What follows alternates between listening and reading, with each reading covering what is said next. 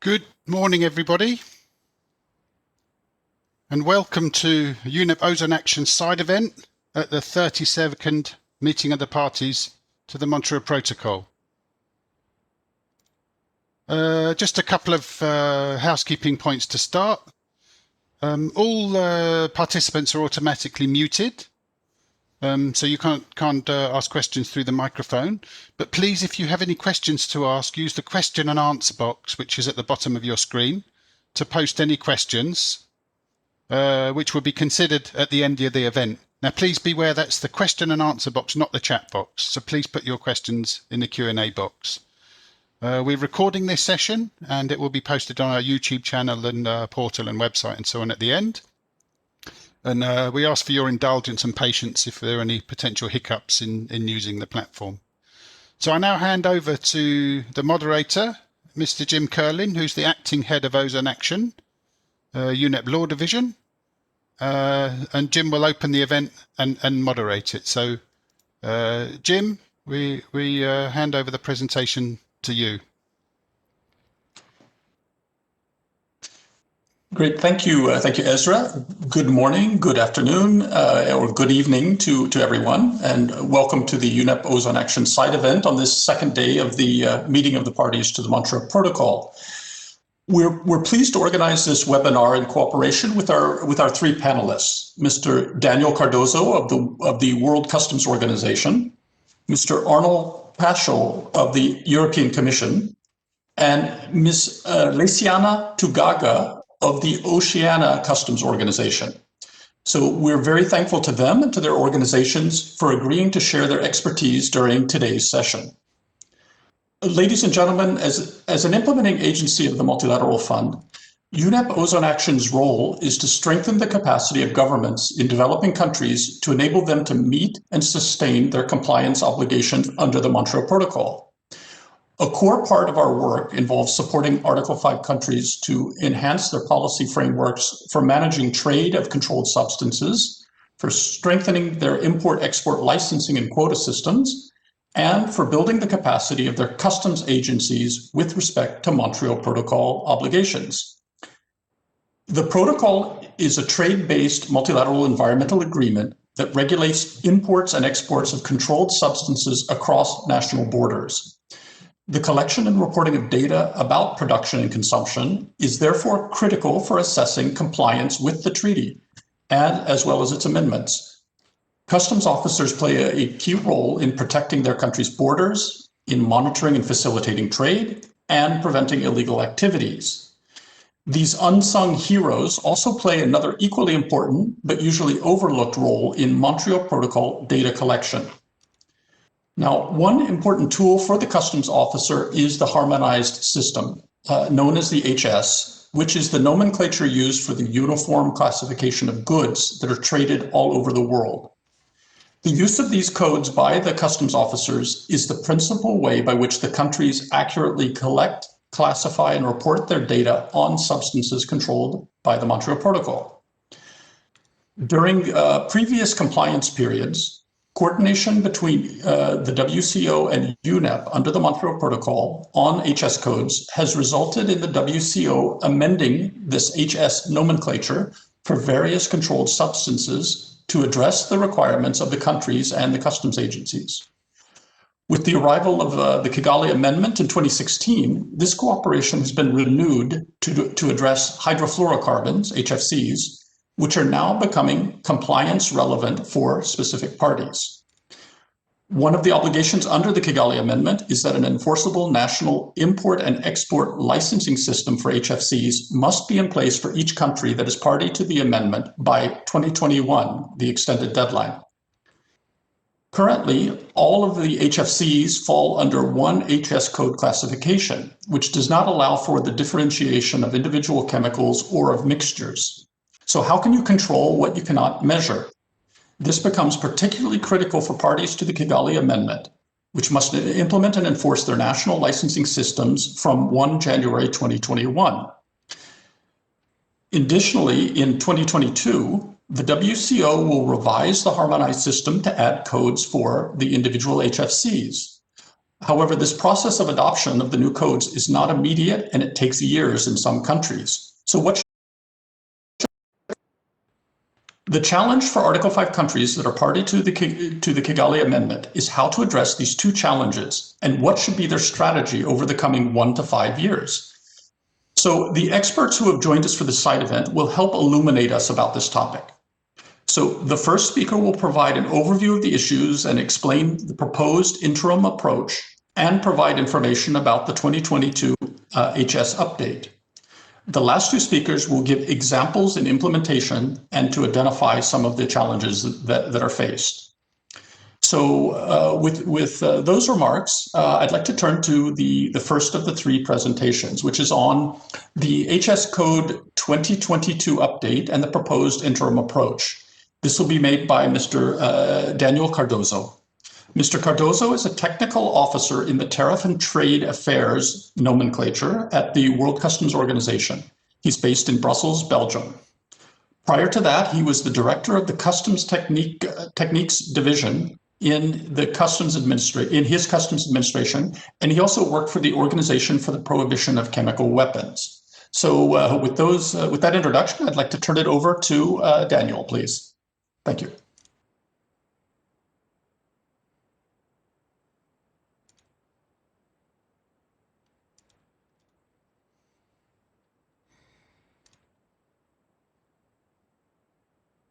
Good morning, everyone.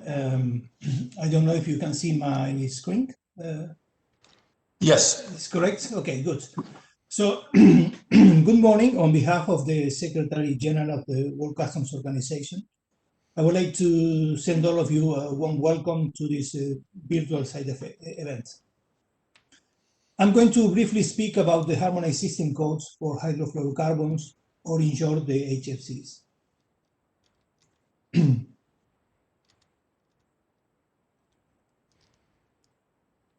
To those who are not familiar with the Harmonized System, let me tell you that the Harmonized System commodity description encoding system. Daniel, I'm sorry. Excuse me for interrupting. Yes. We can see you, but not your screen. I apologize. Okay, sorry. I don't know what's happening because I'm sharing the screen. Let's start again.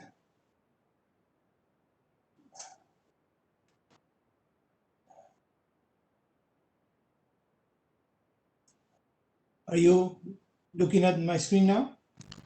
Yes, we see the Harmonized System and its amendments. Yes, thank you. Sorry. It's, was saying that to those who are not familiar with the Harmonized System, the Harmonized System, the commodity description encoding system, which is the long name, generally referred to as the Harmonized System, or in short, the HS, is a multi-purpose goods nomenclature, which is developed by the WCO. It's used in more than 200 countries, customs, or economic unions, and more than 98% of the worldwide trade is done using the HS. So the HS is the universal economic language for the international trade, used for applying tariffs, for controlling trade, and for collecting trade statistics, among other uses. Under the HS, each substance is identified by a 6-digit code, what we call subheadings, arranged in a legal and logical structure. The HS is amended every 5 years, thanks to the continuous cooperation between the WCO and UNEP OzonAction secretariats. The changes occurred during the amendments to the Montreal Protocol, that is the London, Copenhagen, Beijing, and Kigali Amendments, have been reflected in the several amendments to the Harmonized System for 2007, 12, 2017, and now 2022.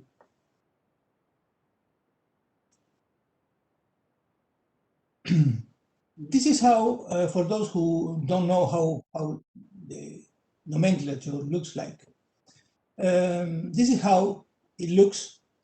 All substances controlled under the Montreal Protocol are halogenated derivatives of hydrocarbons, and they are classified in the same subheading, in the same heading 2903, halogenated derivatives of hydrocarbons. So we have different types of halogenated derivatives. Some substances are chlorinated derivatives only, such as carbon tetrachloride or methyl chloroform. While other substances, such as HFCs, are fluorinated derivatives classified in subheading 290339.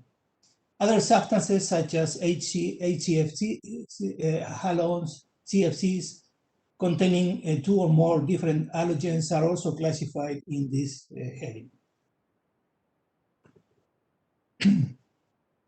So currently, the 2017 nomenclature contains specific codes for certain most traded HCFCs.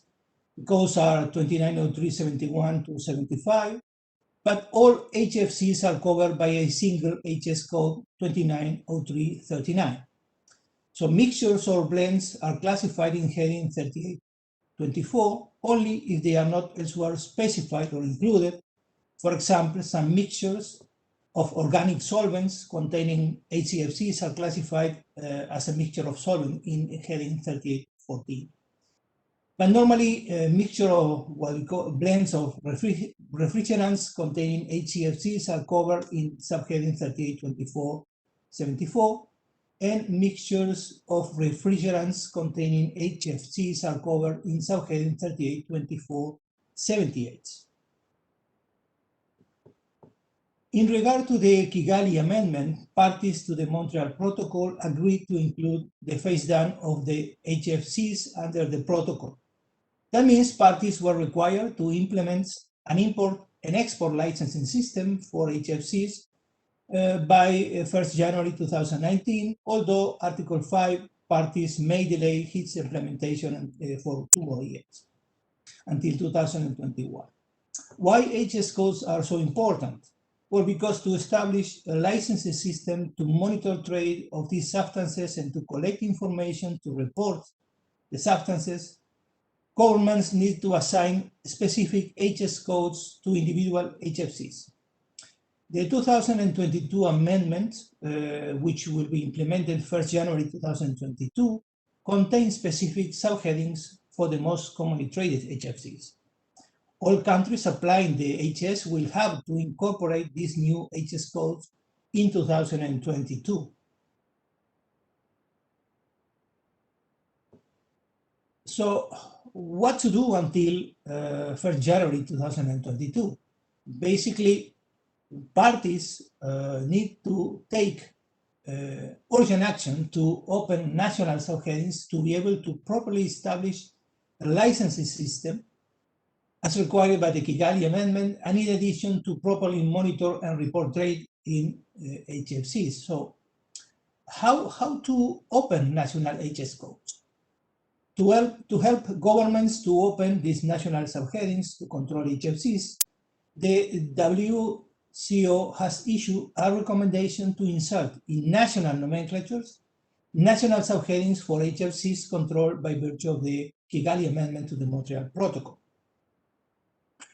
The recommendation looks as shown in the slide.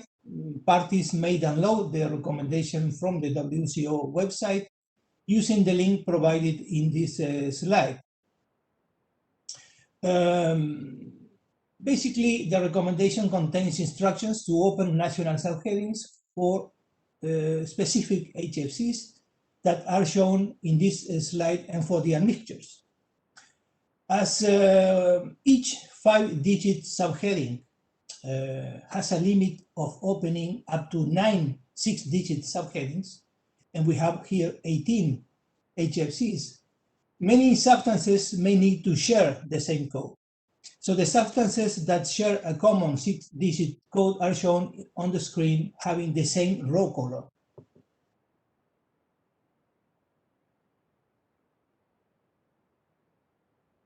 This slide shows the new HS codes for HFCs that will be available in 2022 amendments, including new ones for HFOs. Please note that due to the limitation of the opening of only 9 possible 6-digit subheadings, as you see on the screen, at international level, some substances will have to share codes. For example, code 290343 will be shared by HFC 41, HFC 152, and HFC 152A. But it is always possible to assign specific national HS codes for individual HFCs at national level by using 8 or more digits. Please also note that for the first time, ASRAI designations has been added to the substances for the 2022 amendment to help identify refrigerants in accordance with the standard commercial practice of naming them.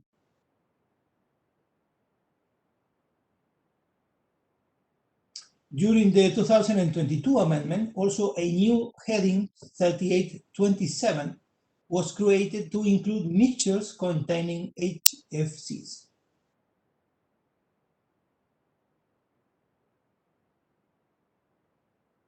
Here you have a summary of the new HS codes for HFCs that will be implemented in 2022, and you can compare with the other column for the HS 2017, when these substances had only one single code. As you can see, some refrigerants will share the same code at 6-digit level, as I mentioned before. And finally, let's say for your reference, I have included some examples of mixtures containing HFCs that will be classified in new heading 3827, and they are new HS codes, which will be 382751 to 382769 for 2022. Here you have some examples of some mixtures that you can see on the screen. The slides will be available. I will send the presentation so you can have it. So thank you very much.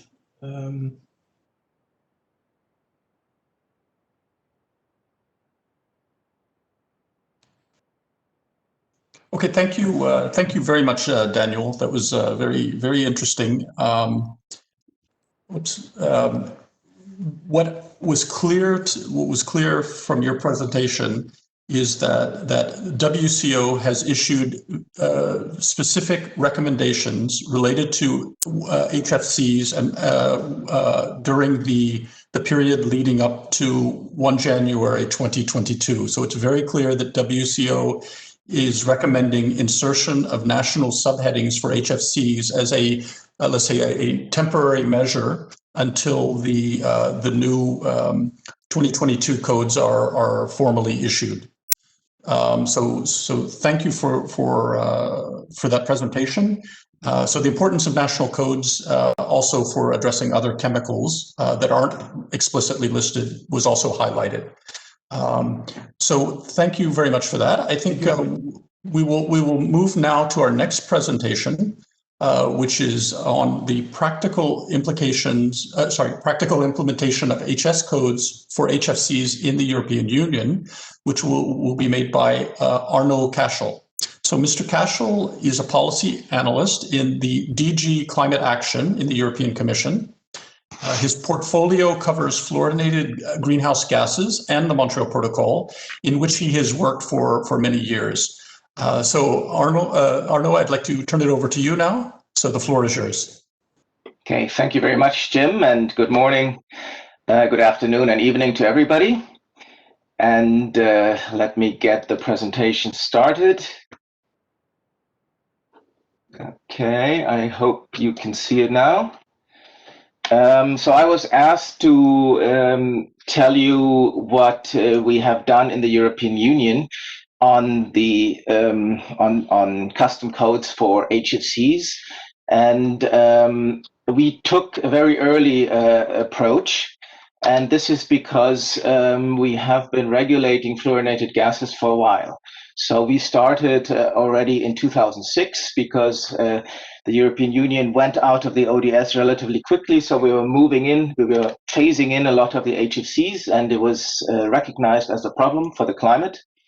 So we laid the basis already in 2006 by establishing training and certification for the personnel, the leak checking requirements, end-of-life treatment, penalties, labeling, and reporting. So all the essentials of a good policy.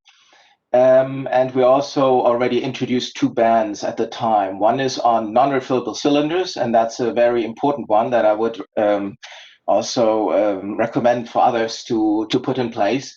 And we already regulated the sector of the passenger cars.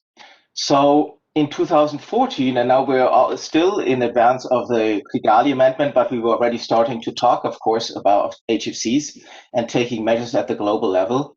We put a new regulation in place that was much more ambitious than the old one, and introduced, on the one hand, a quota system that seeks to reduce the, we call it the placing on the market. It's similar to the supply of HFCs to the market by 80% until 2030. And we also put in a number of prohibitions in many areas, especially in refrigeration and air conditioning, of course. And because of having these measures in place, we needed to have a better control also at the customs level. And we recognized that, of course, this would be important then to adjust our codes. And at the time, we didn't have a Kigali Amendment, and we didn't have any specific codes under the WCO. So we decided to introduce them ourselves. And there, our special situation as a region that has very close in the European Union economic ties, even more, we have an internal market. And because of this internal market, we also have an integrated tariff. It's called the Tariff Code, which is the same for all participating countries in the all the member countries of the European Union, which is 27, and so far it has been the United Kingdom also. So all these countries use the same code, which can be established at the central level and can be changed at the central level, of course, after discussing with the national custom authorities. But this makes it for a region relatively easy to make changes. And it also then, of course, right away is translated automatically into all the national customs systems and visible and can be used by the economic operators. And coming back to the presentation we just heard by Danielle, of course, we have to stick to the initial 6 digits that are given by the harmonized system. But as Danielle said, at the national level, you can, in our case, the regional level, you can add more digits up to, in our case, up to 12 digits. And that's what we did essentially. By 1st January 2016, we introduced this, what you see here on the screen, for the HFCs. So basically, we have the first 6 digits given to us by the harmonized system, and then we add another 6, and this enabled us to isolate the most relevant HFCs. Isolate meaning that a specific HFC such as R32 or R134A would have one specific code just for this gas. So it could be clearly identified that this is the gas being imported. And you see here this was our initial version in 2016. In the meantime, we have even made it a bit more granular, but it allows to separate the gases out. And in the case of 134A, we even have one special category for the reagent grade for the use in pharmaceuticals and in MDIs. So this allows us to identify at imports and exports, of course, the gases individually. We did a similar thing for the mixtures.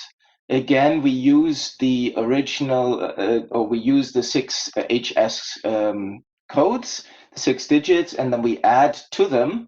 And this allowed us to separate, this is again from 2016, the initial change that we made here, to separate out the most important mixtures. In the meantime, we have also added more granularity to this, but it makes it more difficult to see on the slides. So this is why I went back to the original change we made in 2016.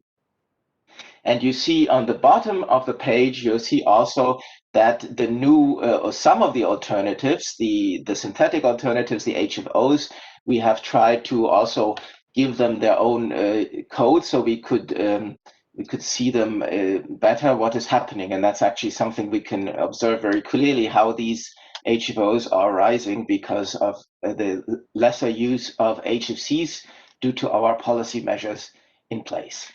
But again, here we are now looking at more HFOs that we separate today. Last but not least, we also regulate equipment. That's not something that's necessarily needed to reduce the imports of pre-charged equipment that carries HFCs, but in order to avoid carbon leakage, and at the time it was preceding the Kigali Amendment, and there were no other measures in place outside of the EU, at least initially. We needed to ensure that we don't get the HFCs coming in through equipment. And this is why many relevant equipment, you see an example here for some air conditioning system, we added on at the 12-digit level, we added this flag of pre-charged with hydrofluorocarbons as a way of identifying the equipment that comes in with these gases. Of course, it can also come without, and then it would be the other code under other. So that is a lot of, because you can have air conditioning systems, for instance, in many different types of equipment. So that adds a lot of to many different types of equipment. But we also needed that for our policy measures at the time. This was done in 2017 and also has been slightly refined. So in addition to having these codes, we also put on the tariff these so-called document codes. Excuse me, and you see here the example given in the lower right for R32. And you see that when this code is used, and there's a number of flags here, you don't have to go into these in detail, of course. And this is also the current state, which is being updated. And you see in the upper left of the screen, you see what the update that's just being put in place now will enable customs to do.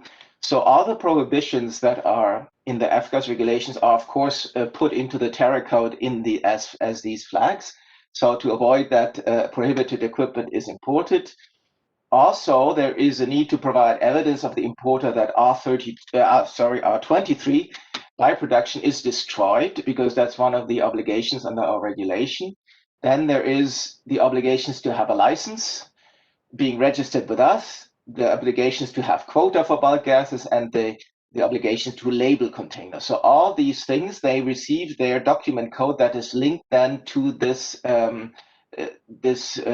10, or 12 digit code in the tariff system that denominates, the gas that is being imported. So right away, then the customs see what needs to be controlled and what they should be doing. Of course, this can be done at a risk, on a risk-based approach. You cannot control every shipment. So what we're moving towards, and this is my last slide, is that we want to make this automatic. So we have a central database in the EU for all 27 countries, but we have, of course, customs in 27 different countries. So we're building at the moment an IT system that will be available next year, where all these custom offices are linked directly to our database on F-gases, on HFCs, and also on the ODS, and will control every shipment, be able to control automatically with the data that is contained in these databases. So for instance, check if there is a license, if there is sufficient quota, or if there isn't. So that will give automatically in real time the custom officer the information if they should release the shipment or not. At the same time, of course, it will give the economic operator, the company, the information how much of their quota they have used already. So it is reducing the administrative burden, both for the customs, for the companies, at least the ones that are compliant, not engaging in illegal activities, and also reduce the burden for customs, while at the same time increasing the controls, because these automatic check immediately will flag these companies where something might not be correct, and also then enable customs to stop these shipments. And of course, this system only works if it's fully implemented places in all 27 countries. And there, the first bullet, you see, the European Commission has made a proposal just very recently that makes it mandatory to be using this system. And this proposal will, become law, hopefully in 22. And then it will, need a bit of time to be implemented. But in the not too distant future, we should have, hopefully, the system in place. And that, of course, would allow us to, at a less administrative burden, control illegal trade of ODS and of HFCs much more tightly than was the case today. So that's a bit what I wanted to say. Thank you very much for listening, and I give back to Jim. Thank you very much, Arno. Very, very interesting. So we've heard how early action, early policy measures on this issue have allowed 27 countries to address the HFC issue even prior to the Kigali Amendment. So it looks like there's a rich experience in the European Union. I note some of the highlights, your recommendations about banning certain non-essential uses like refillable cylinders and regulating the auto industry use of the substances, the importance of the quota system, and the overall, let's say, central role that the customs codes play in the whole process. Interestingly, this was also picked up in Daniel's presentation. The issue of both HFOs and HFCs were mentioned, and I note that HFOs are not controlled substances. So this the approach the European Union has taken dealing with both controlled and non-controlled substances, with things like equipment, things which are important for managing the situation, but not necessarily controlled, is an interesting holistic approach to this issue. And I also noted that this is a living process whereby your customs codes are updated multiple times as conditions change. So it's very much a living document, a living process, and not static. And also the use of, I think, IT, sort of the digital transformation using risk-based approach and IT tools, online systems is also notable for, I think, for Article 5 countries to consider as well. So thank you very much, Arno, for that example. For our final presentation, we're going to look at the use of the interim sub-regional HS codes for HFCs in another region. This will be in the Pacific Island countries. The presentation will be made by Ms. Laisiana Tugaga, who is joining us from Fiji. Ms. Tugaga is the Trade and Revenue Management Advisor of the Oceania Customs Organization, which is a Pacific regional intergovernmental organization with 23 members that cooperate on international customs standards and on best practices. So Ms. Tugaga, Bula, and over to you, please.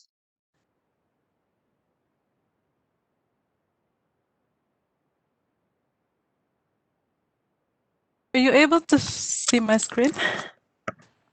Yes, we can.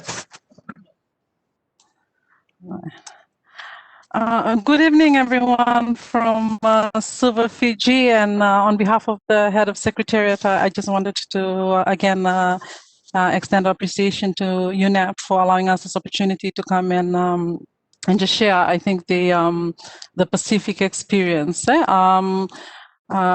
I don't have a lot of slides, but and I guess I think as I heard the two presenters before me, we wanted to, at the onset of our presentation, just provide a context in which we are speaking on this evening in terms of the environment in the Pacific. Many of our Pacific Island countries are parties to the Kigali Amendment, but most of them are not parties to the World Customs Organizations, neither are they parties to the HS Convention. So herein is the challenge that we in the Pacific face as we work towards assisting member countries in terms of their compliance to the Kigali Amendments. I might just say I'm not a chemical specialist, so I'm just a trade advisor. So our focus at the Oceania Customs Organization really is to promote the harmonizations of customs procedures across the region.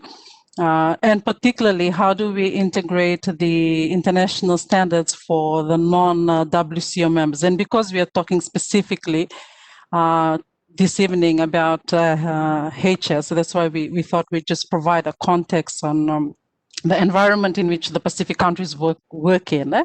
So they are non-parties to the WCO, neither are they parties to the HS conventions, which we have just discussed in detail in the earlier presentation. So what have we in the Pacific have done? Not specifically relating to HFC yet, but what we have developed when HS 2017 was introduced was to develop what we call the Pacific Harmonized Commodity Description Coding System, acronym the PAC-HS 17. Really, it's a regional nomenclature that forms the basis for customs tariff. At the 6-digit level, it's compliant with the WCO HS 2017, but then we've added another level at the 7th and 8-digit level in what we call the regional subheading. This is to allow for classification at the regional level. I'll come to my point on why this is important. And again, as I have indicated earlier, because most of the countries in the Pacific are non-members of the WCO, so the work that the OCO does in the region is try to assist the countries to adopt these international standards when they come. So what have we done so far with HS 17 first, before I go to the interim arrangement? In 2017, just as a context, this evening, when the WCO introduced HS 2017, only 3 countries in the Pacific, this is aside from Australia and New Zealand, which are also members of our organization, had implemented HS 2017. And so we, as an organization, and then working also with the WCO in early 2017, had developed what I said, the PAC-HS, to be able to have a framework for the countries to be able to develop and use for their implementations of HS 2017. And the purpose of this slide is really to say that it took the countries almost 1 to 2 years to actually implement a new edition of the harmonized systems. In the WCO presentations, you have seen the identifications of HFCs in the HS 17, and so in the same manner, it is identified also in the PAC-HS, PAC-HS 17. And so one of the most important thing that we were doing, I think, in 2017 and come 2019 was just assisting the countries to implement HS 2017 effectively, which they have done. And 11 of those countries, including and then plus Fiji, Vanuatu, and Papua New Guinea, have implemented HS 2017. And now I'm coming to the main point of what I wanted to discuss. So, and so with the implementation, and bearing in mind that these are small island states, and it's taken them a year or 2 years since the adoption of HS 2017 to implement HS. In 2019, and again, as we've heard in the earlier presentation, the WCO proposed the interim arrangement and the recommendations of what the countries could do at the national level, nationalizing those codes.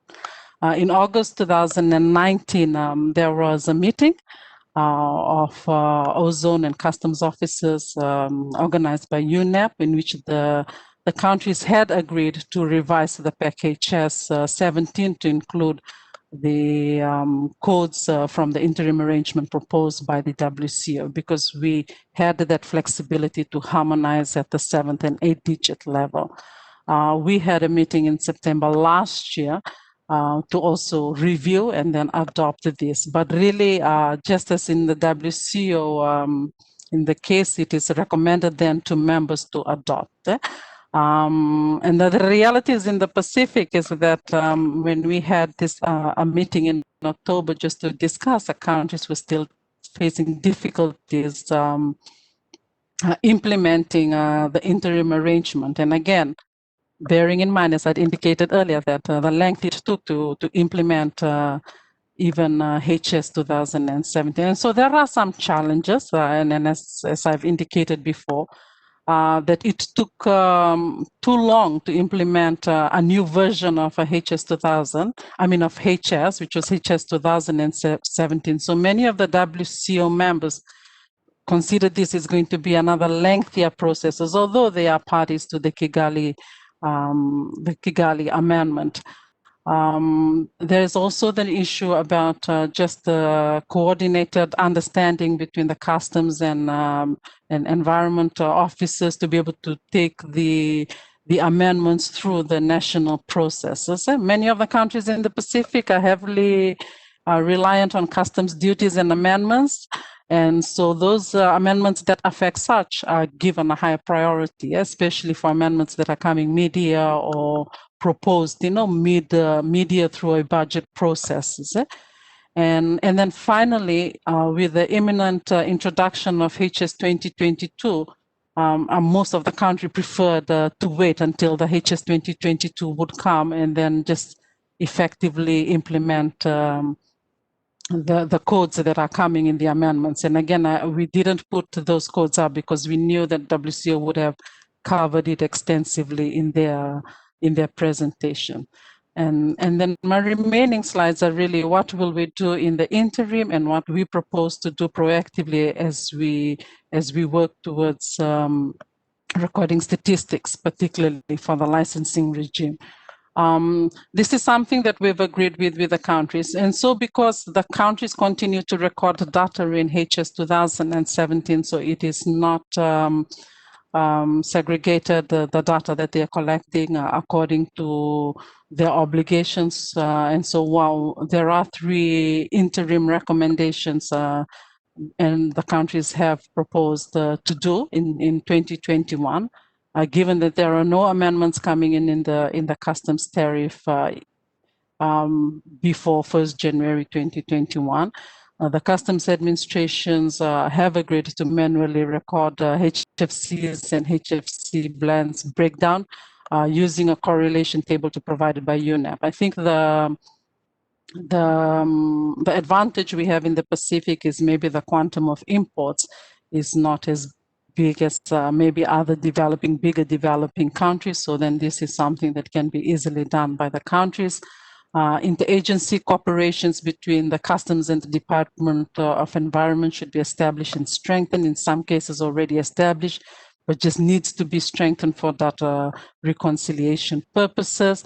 And then finally, of course, establishing a profile of importers and or brokers importing HFCs and HFCs blend and working with them for reporting purposes. Because again, as I've indicated, there are no amendments to the tariff yet to be able to have that breakdown. So that relationship, not only between the customs and the Department of Environment, also with the importers and the brokers that are responsible for the input of this data is very, very important. And that's what the countries have agreed to temporarily to do in 2021, and understanding that there will be extensive training that is needed. The crux of my message, I think, this afternoon is in my last slide, which is what we are doing in advanced preparation. So what we are doing now at the OCO, we have begun advanced work in the preparations for HS 2022, and we know that it does include the recommended classifications for HFCs and HFCs blend. We are working with UNEP, not only particularly to incorporate to incorporate it at the 8-digit level. I think there is a need for countries to continue to identify potential HFCs at imports. And then the idea is that we can work with the countries. And the table on the left is just an indications of what we are doing with UNEP at the moment, further breaking it down for the countries to be able to not only to prepare them in advance so that come 1st January 2022, the countries are able to implement not only HS 2022, but a more comprehensive classifications of HFC and HFCs blend. And this is quite important, and I might just want to say that as my last message for this afternoon, to harmonize at the 8-digit level. I think the 6-digit level at the WCO given is an international standard, but if it is to mean anything for the countries at the national level, they need to harmonize their codes at the 7th or 8-digit level. And that's the advantage we have at the Pacific at the moment, because we have the Pacific Harmonized System.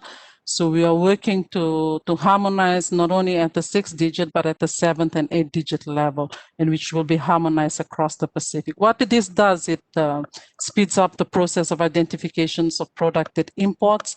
It becomes the basis for licensing regime, and then also allows for a comprehensive collection of data on HFC and HFCs blend, and then comparability of data across country. I think that's quite important for the Pacific.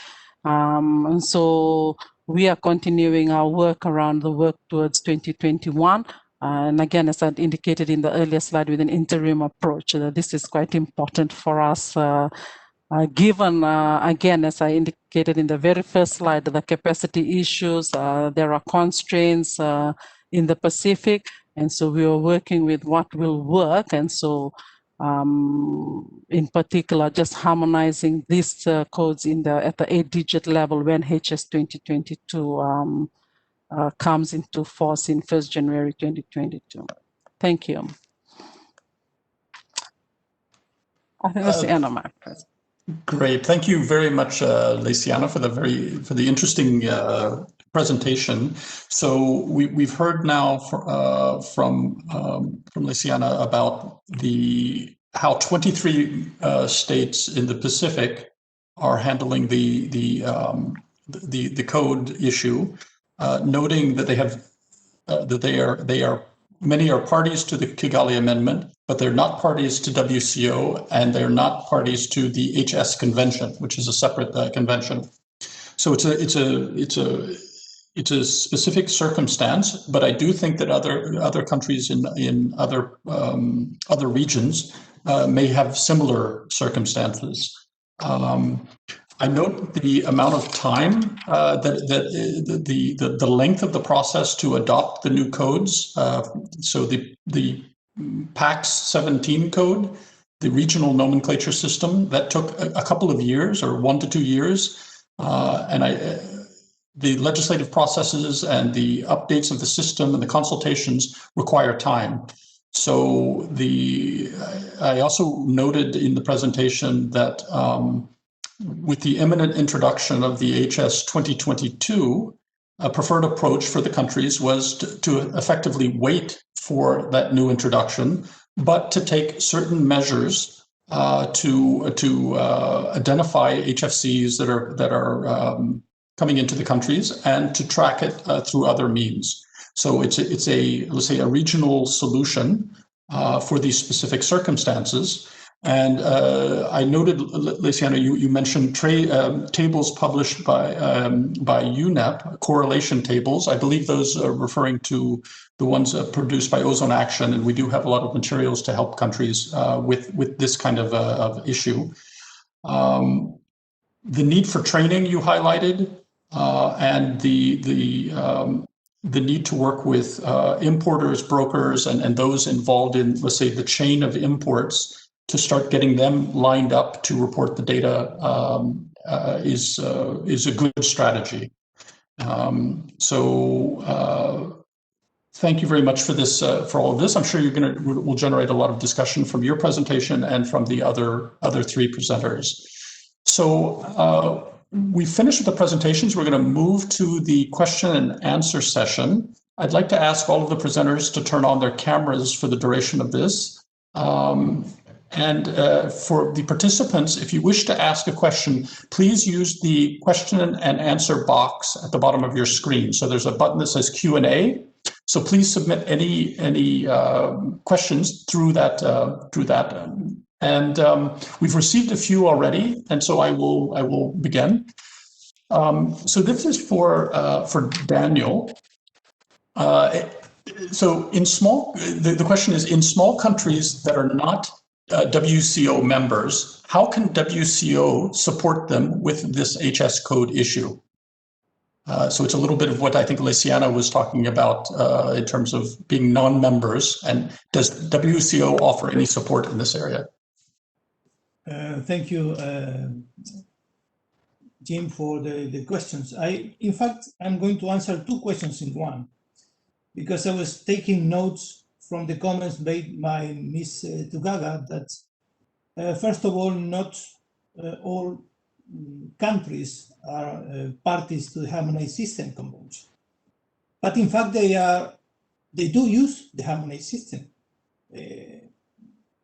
I think that only 1 or 2 countries in the world don't use the Harmonized System, although they are not part of probably the HS Convention.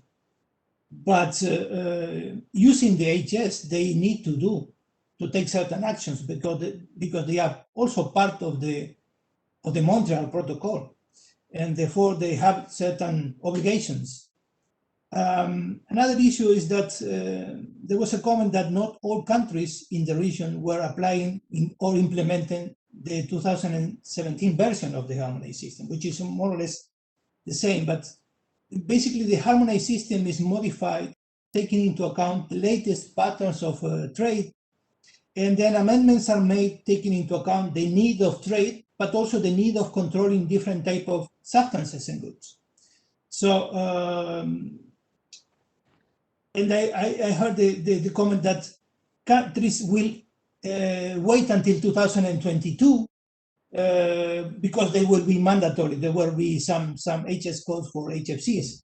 But they don't need to forget that sometimes countries need to adapt their international HS codes to the needs of the country. So the trade, for example, they may need to identify a substance that is not mentioned at the international level, but is really traded in the country.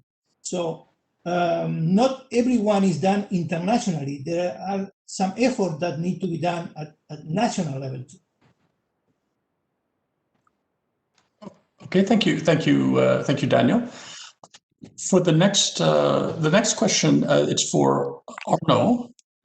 So Arno, how did or how does the EC decide which HFCs to assign codes to, and what about mixtures? And basically, how do you decide, and how regularly do you update? Yes, a good question. Well, first of all, we started in 2016, as I said, because we saw the need due to domestic legislation to have better information and control. And so we just looked at the most commonly traded HFCs, and those are the ones we wanted to identify. The ones that were rarely used or not imported, those are the ones we didn't try to disaggregate. And we have a very similar approach to the blends. Where in the blends, there's a lot of blends, of course, and we were not able to provide as much granularity as on the bulk substances. So, and in the initial one, we only, I believe, had the 404A, 507A, 410A, and 407 suite as the blends to identify. In the meantime, a lot more blends have cropped up, so we have provided more granularity. So it's not that we do regular updates. We update as we need it. As I said, it's relatively easy to do it for these 27 countries because we can do it centrally after discussing with the member states. But it can be done. It could be done every few months, but of course there's a lot of policy areas, and that is not practical. So I think in practice, probably every 2 years, I would say we have probably made an update, but it's not a regular exercise. It's as we need it, and the latest now is this flagging to enable the IT system that we're building. So that's why it is being put in place now. So I think it's a hands-on ad hoc approach, and we update when we don't need to update all the time. Also, so it's the new blends don't come up every day. They come, but they don't, not every day. Okay, thanks. It does seem that they come up at least every year. You have new blends, so it is kind of a moving target for everyone. but it looks like the EC system has a certain degree of flexibility and universal applicability. So it's a little more straightforward than doing it 27 times. So, okay, the next question is for Leciana. Oops, sorry, lost my thing. So what advice would you give to other small countries, low volume consuming countries, on what to do given the short timeline based on OCO's experience? So what are the key elements that you would recommend to other small countries in particular? Yeah, and thank you, Jim. Sorry, thank you for that question. And again, like because our purpose was to harmonize international procedures, what we had recommended initially was for the countries to adopt the interim arrangement that was recommended by the WCO. But they've come back, and it's one month out. The countries have not, and what we have recommended then is what we've recommended in the which is practical for us at the moment. In the PowerPoint that I had was to do it manually, because the volume is so small, they would still be able to record and disaggregate the data, because they were using the HS 2017 and the system would still record it at, as it is recorded in the HS 2017, but they have the imports data. They should be able to work with the importers, and that's the actions we are taking in the Pacific. None of the countries are going to implement the interim arrangement come 1st January 2021. And so that's the practical advice. I can only speak from what will be practical for the Pacific. Thank you. Okay, thanks. Thank you very much. Here's a question that's maybe open to all panelists. How can we ensure that the records of HFC imports and exports are maintained with the introduction of the 2022 amendment? So I think it has to do with the continuity of the data from old system to new system. So how is that bridge being made?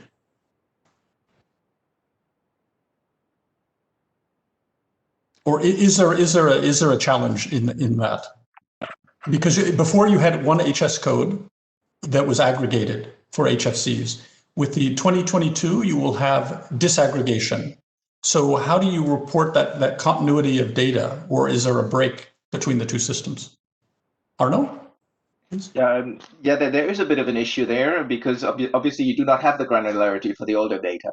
So there is the comparability is lost, and at the aggregate level, you can of course still provide because you can sum all the HFCs up at the granular level, so you can see, have my imports gone up or down as total, but you lack the data for the singular gases, the individual gases. So that is something from the old data you cannot have. So there is a bit of an issue, but it's only getting better because our data is getting better.